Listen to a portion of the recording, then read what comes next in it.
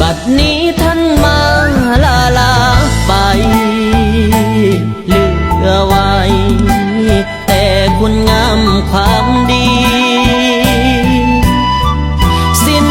โลกยังเหลือธรรมสิทธิ์ยังจำทุกคำในใจ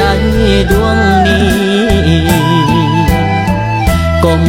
ลงกราบแทบเท้ามิอาจจะกลั้น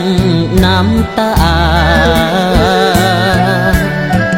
น้อมส่งท่านสู่เมืองฟ้ามหานิพพาน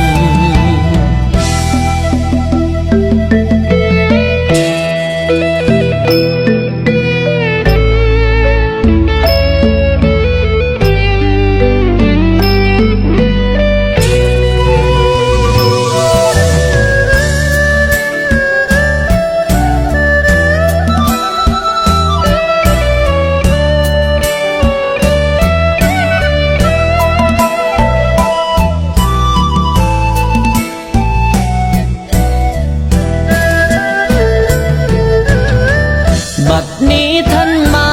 ลาไปเหลือไว้แต่คุณงามความดีสิ้น